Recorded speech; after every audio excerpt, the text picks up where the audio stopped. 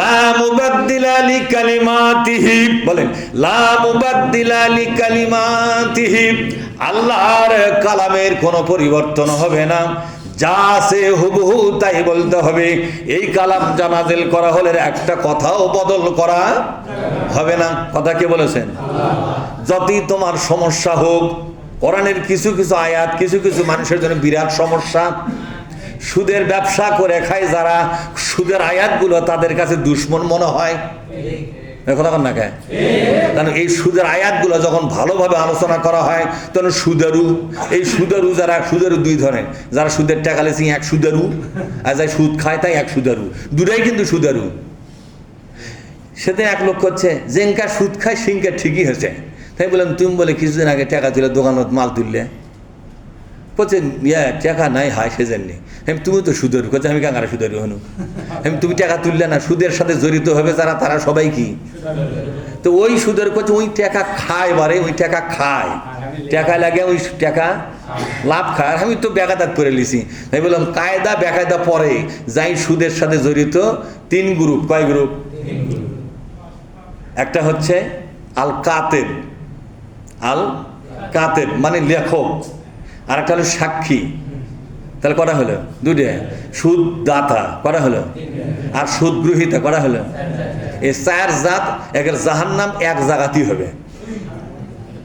সে এই ওয়াজ করার পরে সেদিন এক লোক করছে তাহলে সুদ যাই খাইলো সারা জীবন তারও জাহান্নাম যেটি, আমি এনে সাক্ষী হয়েছি, আমি তুই লেও নি টাকা বারে, আমারও জাহান্নাম সেই জায়গা, তাহলে সুদ খাওয়াই তো ভালো রে। মানে আমনও জাহান্নাম হবে অমন হবে, তাই আমি না খাইয়া খাবো ওর সাথে দুজো করতে যাবো। হ্যাঁ বললাম যাই লেখে, করছে ওরও খাওয়াই, লেখা বার্তা খাওয়াই ভালো। বলেন তো এই সমস্ত লোক এরা হচ্ছে সর্বনাশা ব্যক্তি কিনা জোরে কোন? এদের পরিণতির ব্যাপারে কোনো ভয় আছে? মানে পরকালকে এরা তাচ্ছিল্য মনে করতেছে। কি মনে করতেছে? মনে করছে দোজক টোজক হুজুরগির এমনি কথা, এগুলা হবে না, পরকাল তো এমনি পার হওয়া যাবে। একবার কলমা বলেছি আর জান্নাত ঠেকাই কে? কিছু কলমা বললে জান্নাত পাওয়া যায়, আবার কিছু অপরাধ থাকলে জান্নাত হারাতে হয়। কলমা বলেছো তুমি জান্নাত পাবে, এতে কোনো সন্দেহ, কিন্তু কিছু অপরাধ যে করেছো সেজন্য এখন কি হবে? কথা কয় না পারে। জান্নাত যেমন কলমার দ্বারা পাওয়া যায়, আর একটা অপরাধের দ্বারা জাহান্নাম হয়ে যায়। জান্নাত হারাতে হয়। খালি জান্নাত পাওয়ার অবস্থা শুনছো, জান্নাত হারাবার শোনা লাগবে না?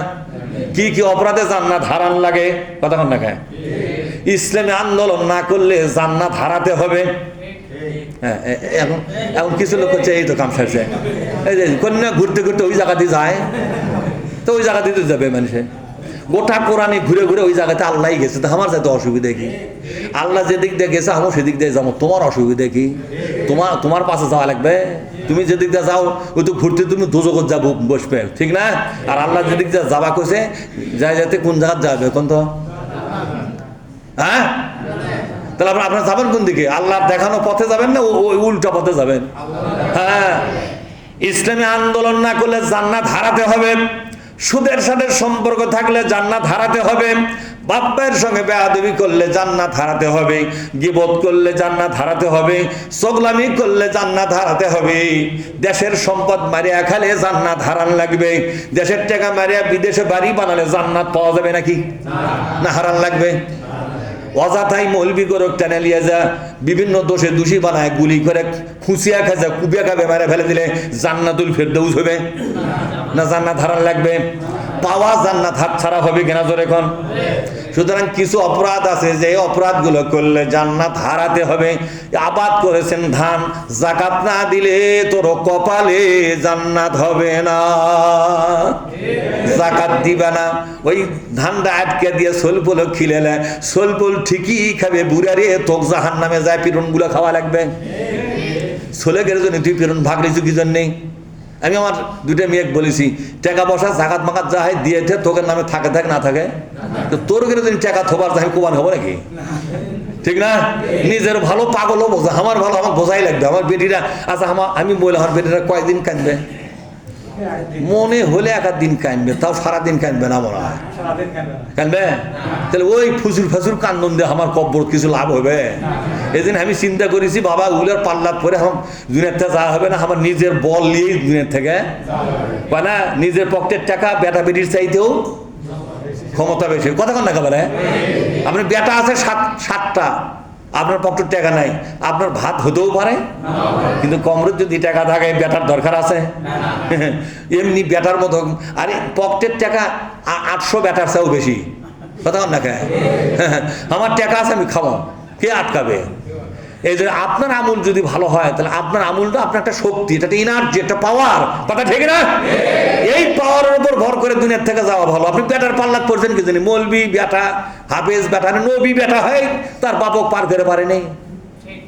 নবী বেটা, বেটা কি নবী, বাপক পারেনি, বাপে জাহান নামে গেছে, ডাঁটে চলে গেছে জাহান নামে।